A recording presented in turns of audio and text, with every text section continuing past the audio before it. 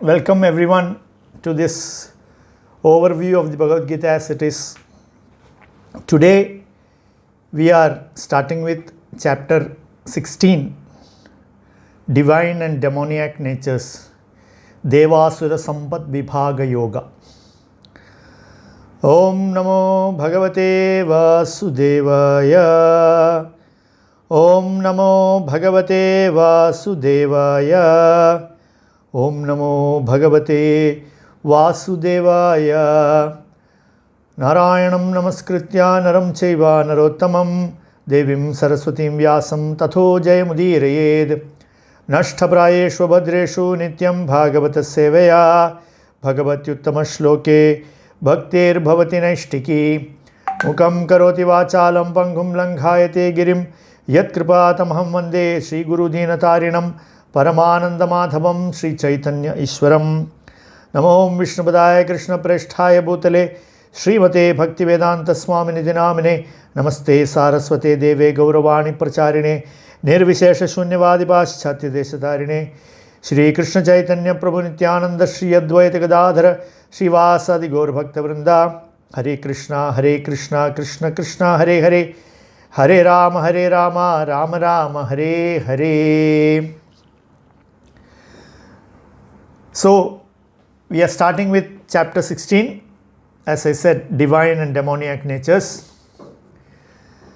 In this particular chapter, Krishna is discussing two types of natures with which people are generally born.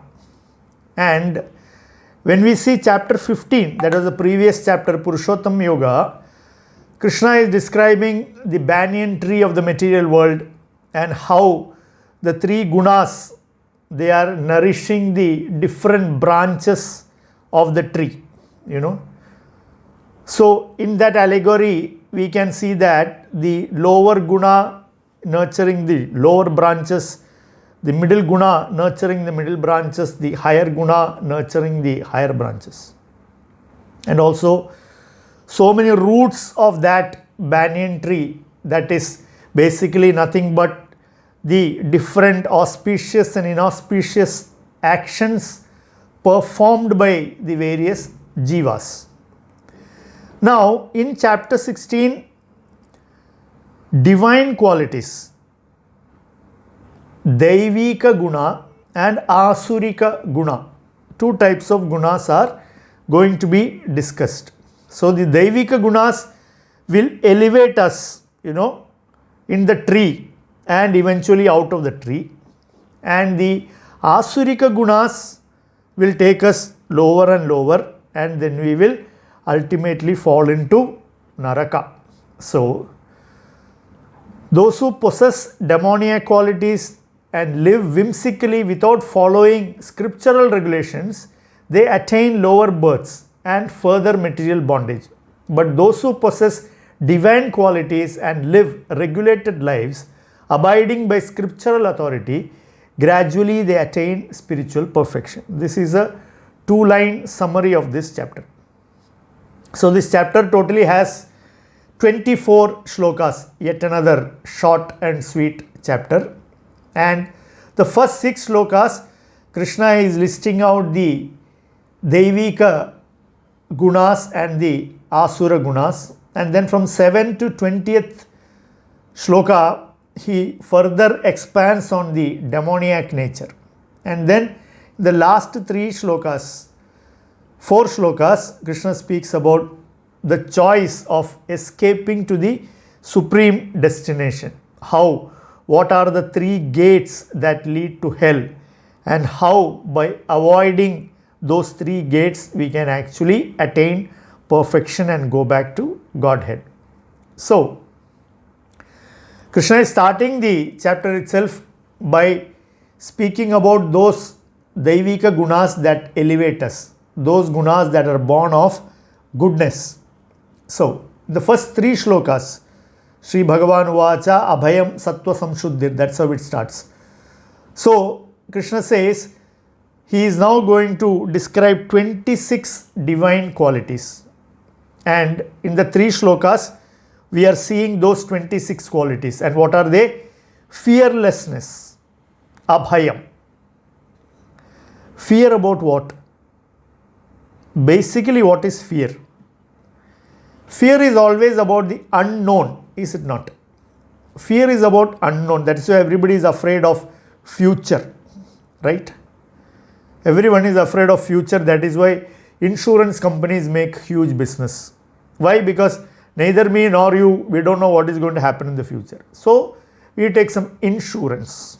And those people who take insurance, they feel little secure, right? I am talking even on a material level.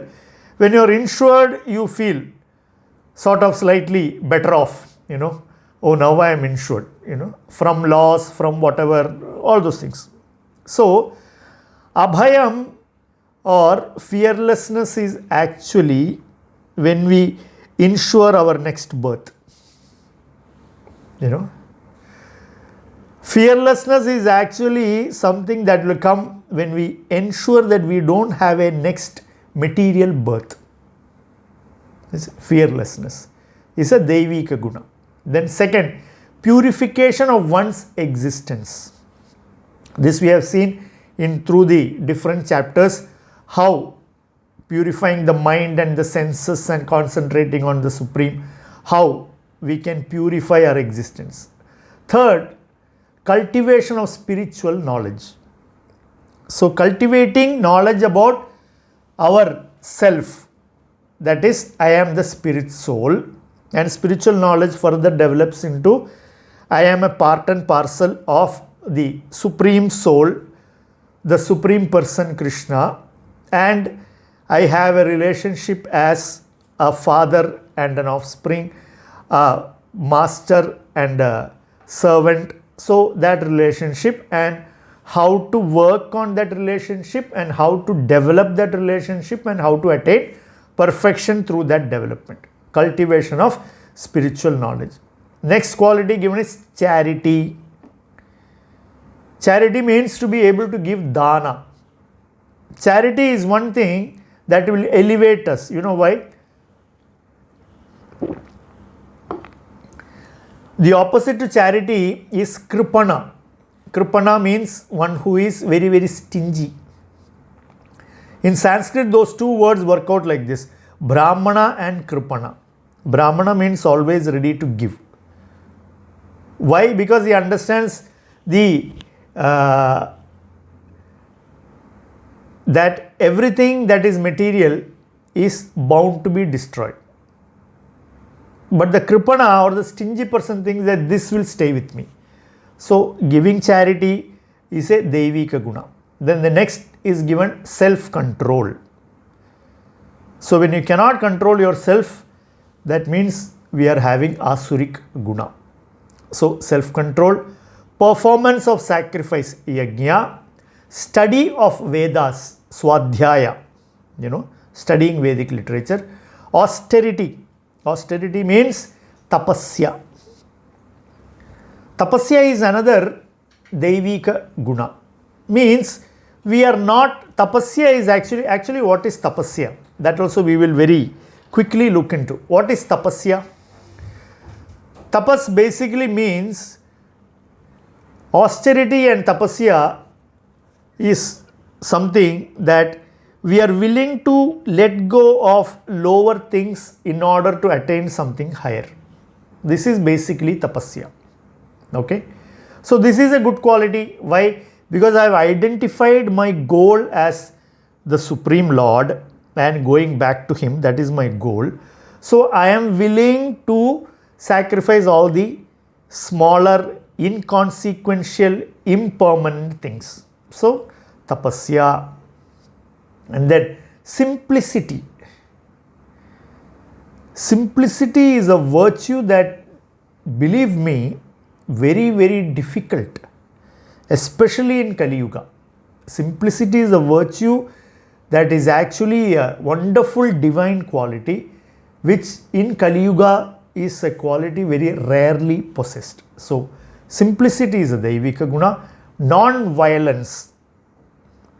Non-violence, acharyas say, it is not only that you don't kill any other living entity, it is also non-violence in the sense that you don't give pain to any other living entity, manasa, vacha, karmana. Neither through your mind, nor through words, nor through actions should we give pain or suffering to another living entity. That is actually the full scope of non-violence is that. And the next is truthfulness, satyam. Another Daivika guna, and another guna that we will find very rarely in Kali Yuga. But that is also listed as a Daivika guna. And then the next is freedom from anger. We have discussed this several times. Why anger comes is because there is kama.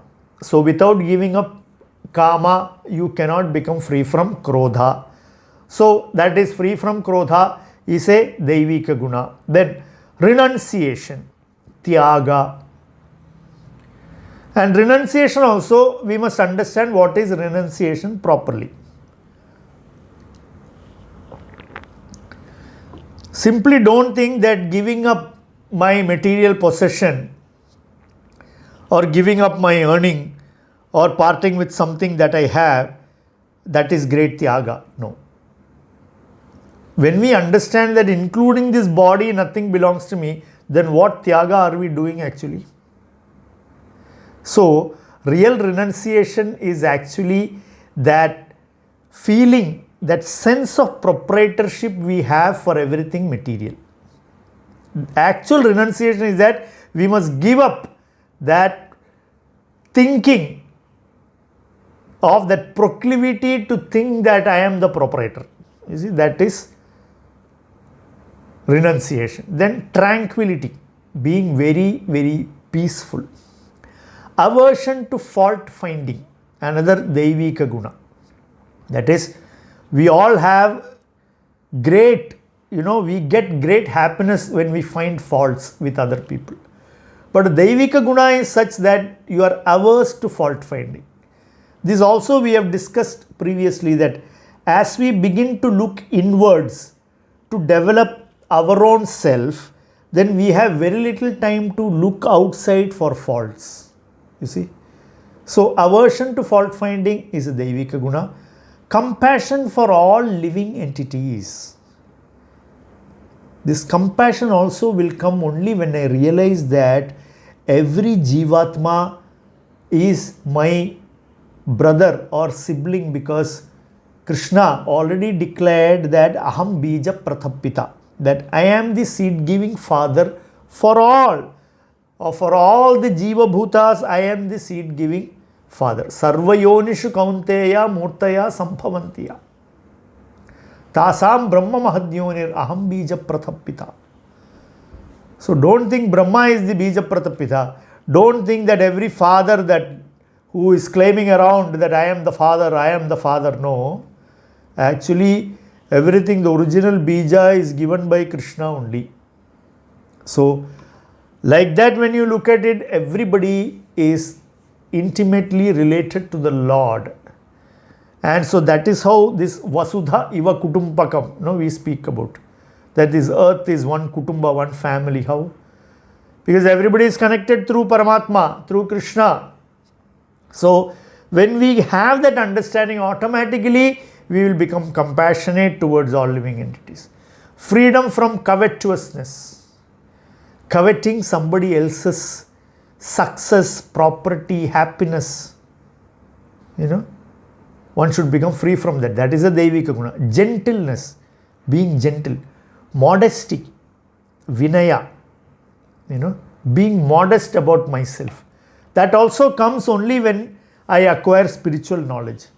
And only when I understand that this entire gamut of spiritual knowledge is so big, it is so wide, it is so, all encompassing, that what I know is actually very little.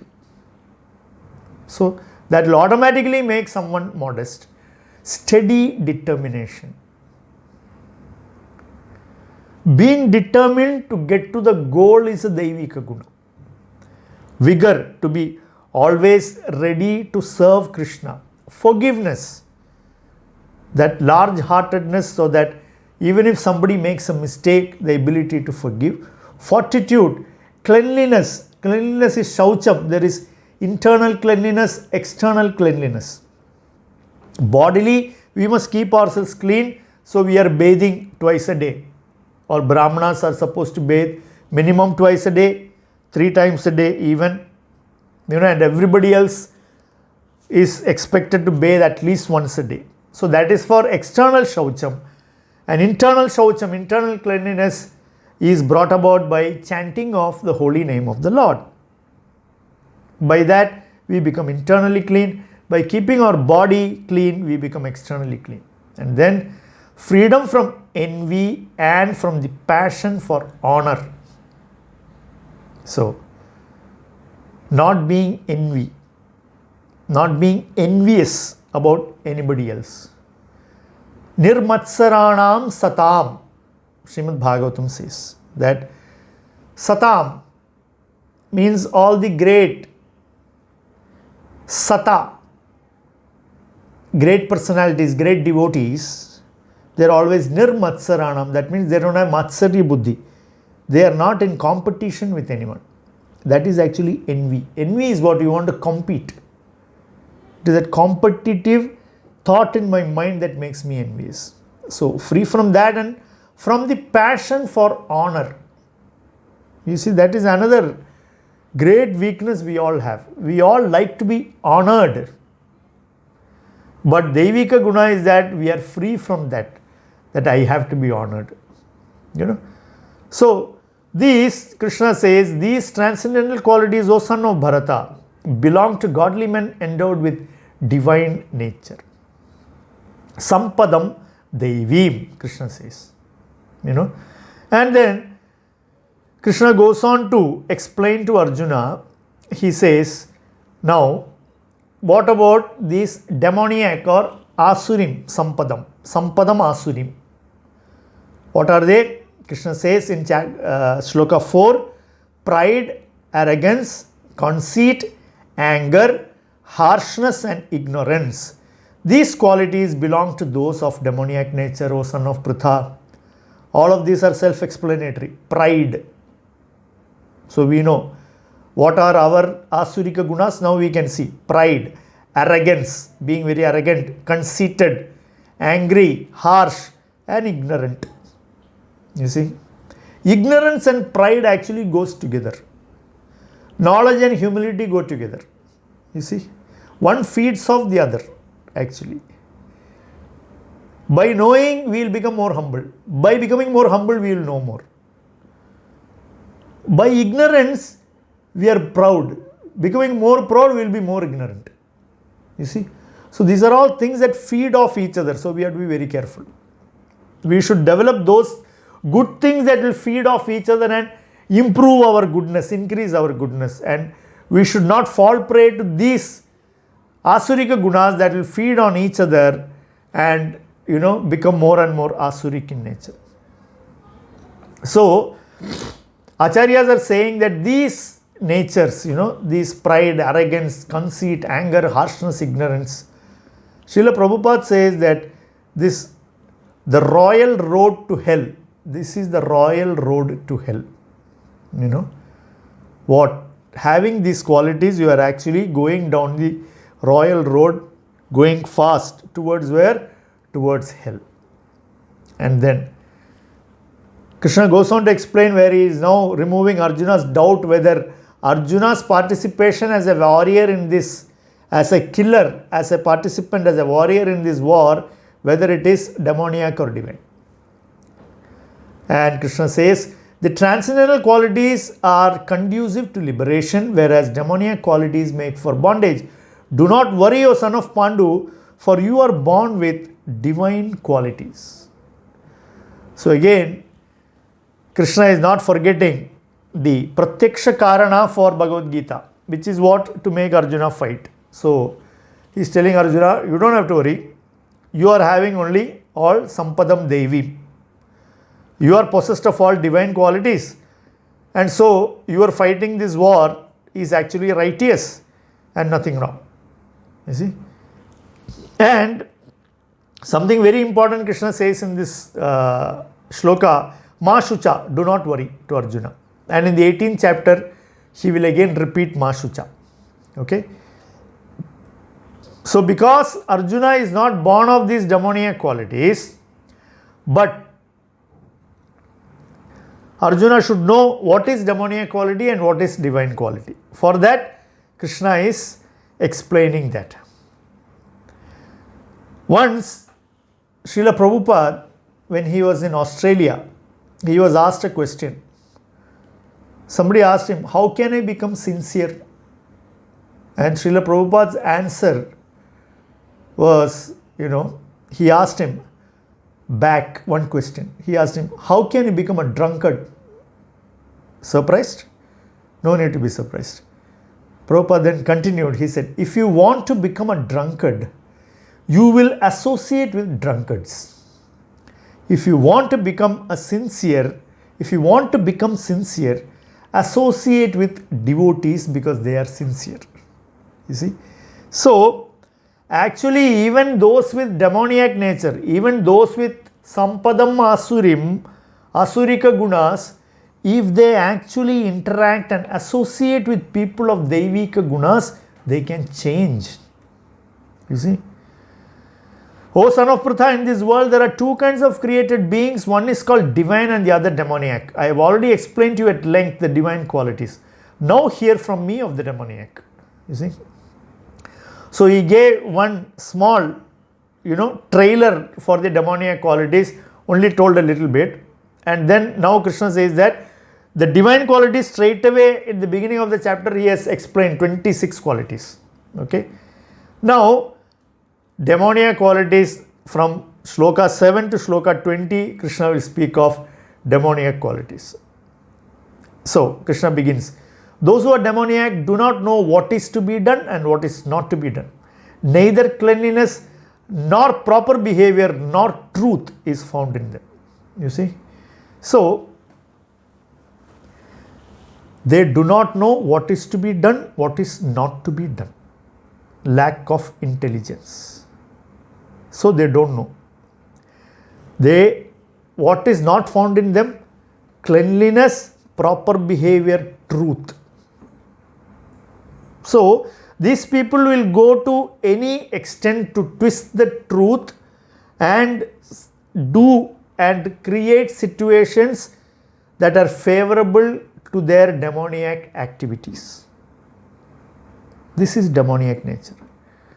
In today's world, you will find, when you read this chapter and when you read Prabhupada's explanations, you will very clearly understand that what is going on in the society today is very greatly influenced by this demoniac nature of the people. That to what extent they will go. Because of ignorance, they don't know what is to be done, they don't know what is not to be done, but then they have their own concocted philosophy and they have their own idea of what is right and what is wrong, and they have absolutely no connection with Shastra, nor do they have the inclination to go and approach Shastra and try to understand from this, but simply based on how to maintain their body and how to keep their material situation comfortable, they will do all nonsensical things. So, even when a demon, he is speaking philosophy, it is said that its value is only that of a jackal or a vulture preaching. I will tell you one incident. Once a young boy died, and his relatives, everybody were crying, very severely, and they were all gathered around the boy's dead body, trying to start the arrangements for the funeral. Suddenly, a jackal came there on the scene, and then the jackal started speaking very nicely. He glorified the affection of all these people, that how greatly affectionate all of you were towards this boy.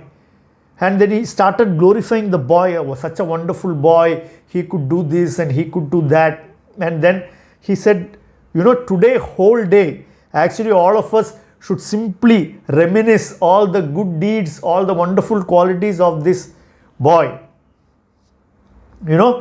Just we should spend the whole day like that. And tomorrow morning, we can do the cremation. So like this, Jackal is speaking supposedly very pleasing philosophy. So a vulture was watching this whole scene from the sky. Okay, so he just swooped down and he entered the debate, And the vulture said, see, whatever love you had for that person is gone. The soul has left the body. What is lying here is only a dead body. And glorifying it, sitting and lamenting about it is very, very foolish. It is sentimental. So, all of you become philosophically well fixed.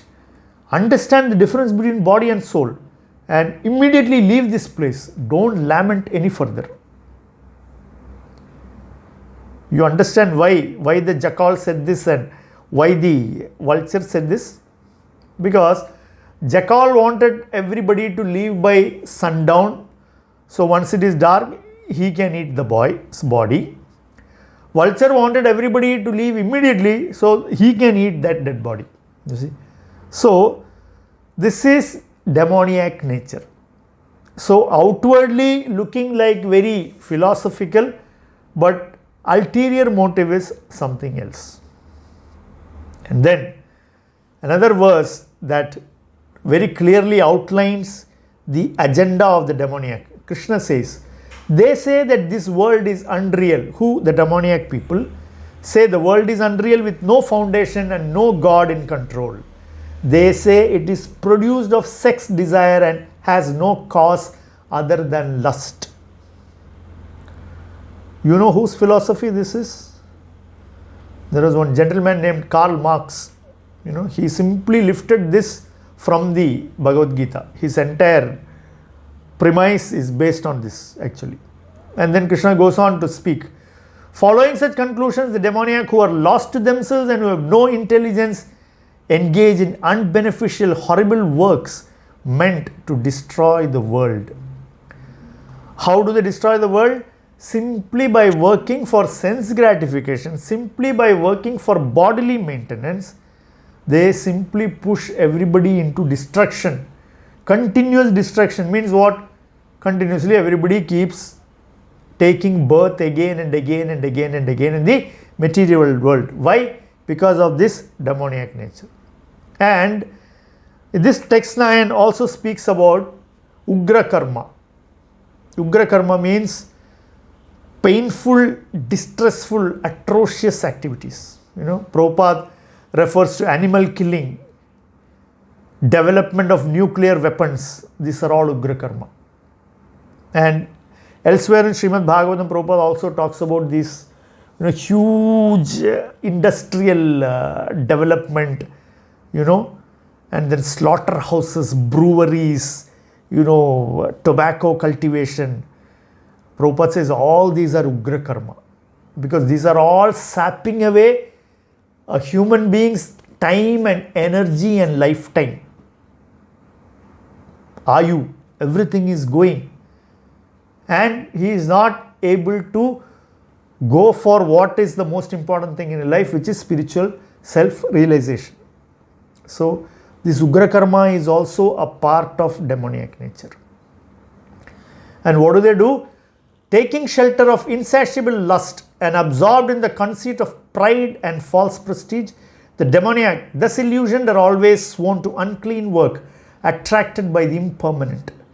Because of the demoniac nature, we are getting attracted to that which is not permanent. Getting attracted to the body, which is anyway going to go waste. And they take shelter of what? Lust. And they are absorbed in pride. Because of these two things, what happens? They are illusioned. You see? If you take shelter of Krishna, you will become abhaya, no bhayam. But if you take shelter of lust, we become mohita, illusioned.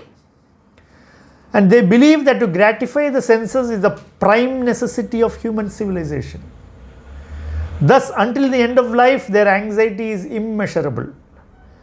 We are all anxious only for one reason, The basic reason is for anxiety is that how my sense gratification is going to continue or how it will stop. Is it going to stop? This is the basic worry. This is the basic anxiety. What about my sense gratification of tomorrow? See, born of demoniac nature, anxiety. Why? Because we think that gratifying my sense is only the most important thing. You see, we are all currently in this, lockdown virus situation all around the world. And everybody is anxious basically about this only. How is my lifestyle going to change? That means, does it mean less sense gratification? Right? That is everybody's worry. But that worry is manifesting in various different avatars. So they look like so many different things. But the basic worry is this only. Bound by a network of hundreds and thousands of desires, absorbed in lust and anger, they secure money by illegal means for sense gratification. See? So this also we see in the modern world, because of unlimited desires. Unlimited desires, we are not able to fulfill them, but we want to find some way to fulfill them. So we will do anything to gain wealth, to make money in order to engage in our sense gratification. And then after that, after they acquire this money, what they think? Krishna says, the demoniac person is thinking that I have so much wealth today, I will gain more, and so much I have got now, it will increase in the future, and somebody else is my enemy and I have killed him, and my other enemies also I will kill. I am the Lord of everything, I am the enjoyer, I am perfect, powerful, happy, I am the richest, I am surrounded by aristocratic relatives. There is none so powerful and happy as I am. I shall perform sacrifices, I will give some charity, and thus I shall rejoice. You see? So the demoniac also thinks that I will give some charity. Why? Just to show that I am somebody big. But what is my intention? I want to be very rich. I want to be richer than all the other men that I know. And I want to be surrounded by all aristocratic people. And for what? For sense gratification. Simply to gratify the senses. So, demoniac quality, fundamental demoniac quality is sense gratification. We must understand that. How I will titillate my senses. And for that, all methods, both gross and subtle, I am adopting. And I am looking for opportunity where they exist. You see? Gross and subtle. So, in order for that, I need what? I need a lot of money. So, if I am not able to make it by the straight way, then I will make it by some other way. Why? Because as it speaks in the previous verse, I am thinking that the paramount thing, the thing of paramount importance in my life is to gratify senses. So then for that I need this, and if I need this I have to get it, as they say, by hook or by crook we have to get it. So Krishna continues, thus perplexed by various anxieties and bound by a network of illusions, they become too strongly attached to sense enjoyment and fall down into hell. You see, this is what I told you beginning. Prabhupada speaks about royal road to hell. So much attached to sense enjoyment, there is only one destination, that is hell. Self-complacent and always impudent, deluded by wealth and false prestige, they sometimes proudly perform sacrifices in name only, without following any rules or regulations. Bewildered by false ego, strength, pride, lust and anger, the demons become envious of the Supreme Personality of Godhead, who is situated in their own bodies and in the bodies of others and blaspheme against the real religion. So these are all qualities of demons, demoniac qualities. They are bewildered by false ego, strength, pride. In this Mahabharata context, you will find one personality who, personified all these things, Duryodhana. Right? He was so proud and he thought he is so strong that he even wanted to imprison Krishna when Krishna went to Hastinapur to speak peace on behalf of the Pandavas. You see, he thought, okay, let me imprison him. Let me see what he will do. So, this is demoniac nature. You even become envious of the Supreme Personality of Godhead. There are so many examples of the great demons, great demons in our Puranas. One example we can very quickly think of is that two brothers, Hiranyaksha and Hiranyakashipu. Correct? First one went to do tapas, gained everything, and he became so horrible that he took control of the three worlds and he took, Mother Prithvi and put her under the ocean. Lord came, Varahavatar, finished him off. So then the next one spoke wonderful Sankhya philosophy to everybody who was there to attend Hiranyaksha's funeral. He said this body is not permanent, it will go today, tomorrow it is not there, all these things. He told everybody, don't worry. After all, body is not permanent. So you all should not lament. And then finally what did he say? But this Hari who killed him, I will go and kill him. This is demoniac nature. The philosophy, even when they speak philosophy, their actual intention is something else. Hiranyakashipu is a perfect example. He spoke such high philosophy when Hiranyaksha died. And he convinced everyone, don't lament, it is pointless. Body is like this, soul is permanent, everything. And then he says, it is this Hari who killed my brother, so I am going to kill this Hari. Envious of the Supreme Personality of Godhead. So these are all demoniac natures. We should also know that we also have this envy towards the Supreme Personality of Godhead. But because we don't have the strength of Hiranyakashipu or Ravana or Duryodhana, so we are all keeping quiet. That's all. So demoniac nature, we should be able to identify what is there. And then Krishna in the next two shlokas speaks about how Krishna reciprocates with the demoniac. Krishna says, those who are envious and mischievous, who are the lowest among men, I perpetually cast in the ocean of material existence into various demoniac species of life. Attaining repeated birth among the species of demoniac life, O son of Kunti, such persons can never approach me. Gradually they sink down to the most abominable type of existence. So Krishna says, somebody who is extremely demoniac, I perpetually cast him into the ocean of material existence, he says. That means it is next to impossible for a very, very demoniac person to go back to Krishna at all.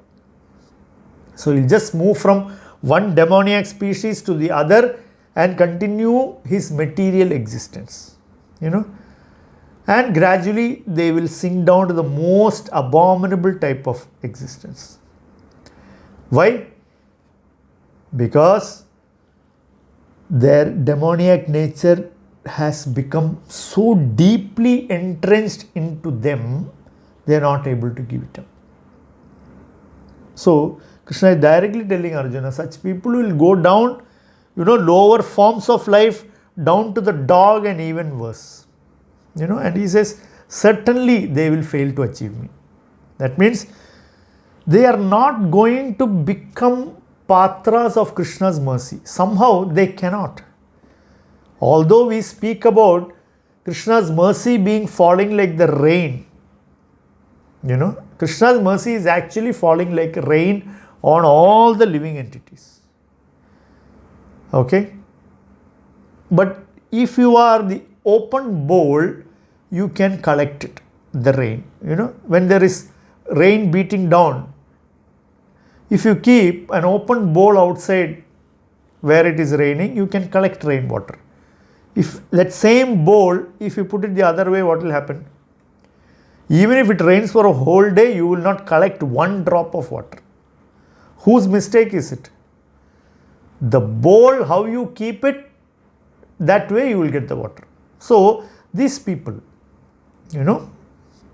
these people cannot get that mercy because they are turned away completely from Krishna.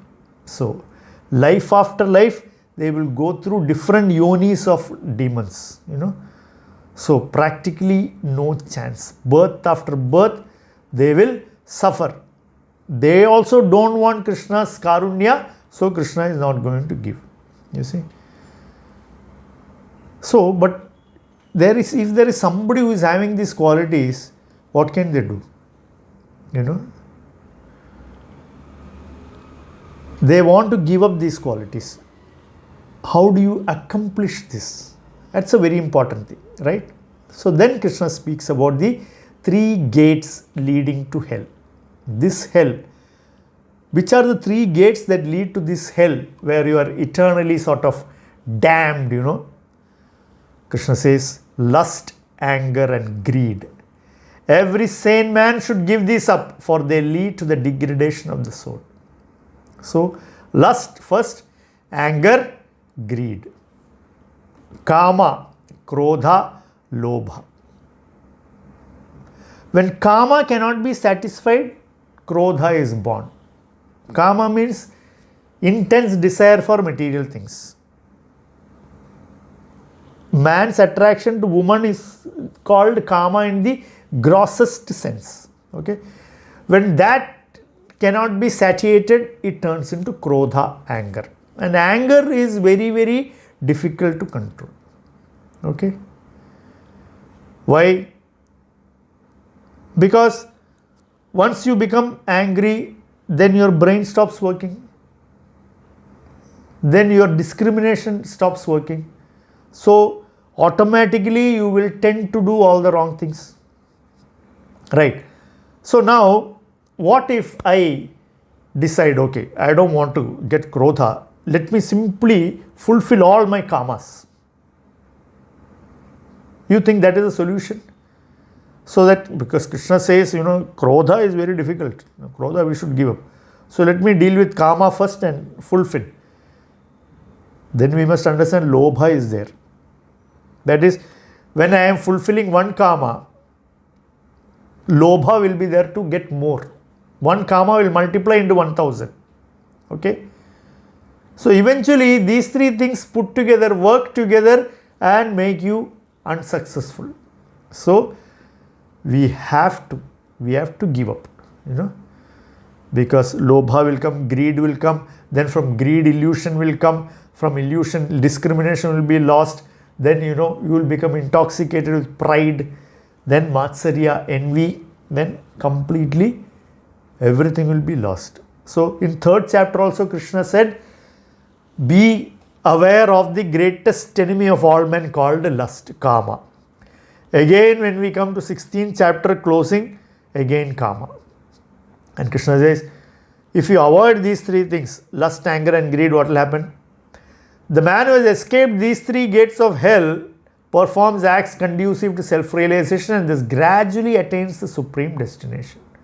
So this is working upwards in the banyan tree of material existence. Gradually, by giving up these things, we go above from tamoguna to rajoguna to sattva and then from there to shuddha sattva. And then Krishna says, concluding this chapter, Krishna gives 2 statements. First a negative statement and then a positive statement. In the verse 23, Krishna will say, Yashastra vidhim utsrijya vartate kama karataha na sa siddhim avapnoti na sukham na param gati. That is, yes, Shastra Vidhim Utsrijya. Utsrijya means discarding. Who? Shastra Vidhim. If you are discarding Shastra Vidhi and Vartate Kamakarataha, simply out of your own whims and fancies, you try to fulfill your kama, Nasa Siddhim Avapnoti.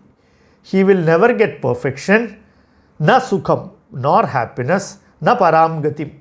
Paramgati is a supreme destination. So, if you Shastra Vidhi Utsrijya, if you throw away Shastra Vidhi and work as per Kama, you will not get Siddhi, you will not get Sukham, you will not get Paramgati. Okay? So, Shastra Vidhi or direction of Shastra, we must follow. And then he gives the positive statement. Tasmat Shastram Pramanam te Karya Karya Vyavastitau Jnatva Shastra Vidhanoktam Karma Kartum Iharhasi. So, Tasmat Shastram Pramanam te. You must accept what is given in the Shastra. And you should understand Karya Akarya. What is duty and what is not duty. That you should understand from Shastra Pramanam. Jnatva Shastra Vidhanoktam. So, knowing Shastra Vidhana, knowing through the regulations, going through the regulations, knowing them, Karma Kartum Iharhasi. So, if you work according to that, gradually we will become elevated. So, generally, in the human society, in the present condition, the situation is that nobody wants Shastra Vidhi. Everybody wants my own Vidhi. I don't follow any Shastra Vidhi. But Krishna very clearly says that if you throw away Shastra Vidhi, if you are going to reject Shastra, you will never get perfection, you will not get happiness, you will not get Paramgati also. But if you know Tasma Shastram Pramanam te, if you know what is Shastra Pramana and do karma according to that, because then you know Karya Akarya, then you know what to do, what not to do. You see? So, if you are in the divine nature, you will accept Shastra. If we are in demoniac nature, we tend to reject Shastra.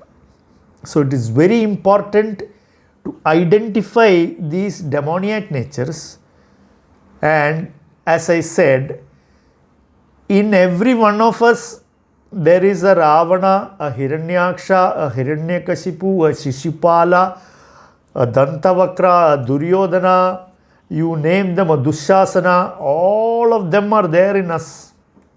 You see? So, very clearly we must understand that all these things are there, these demoniac qualities are there. And when we read the 26 divine qualities, then we can tick off, do I have any of these qualities? See, this is how we put Bhagavad Gita into practice in life. You know, simply not reeling off 26 divine qualities, but which of them do I have? Which of them can I develop? Which of them at least I have some inclination towards? And then we go through the demoniac qualities, and then we try to arrest each one of them. How I can arrest it, how I can arrest this, how I can arrest this. You see, this is putting Bhagavad Gita to work in our daily life. So, like this, chapter 16 gets concluded by Krishna. Thank you very much. Hare Krishna. Bhagavad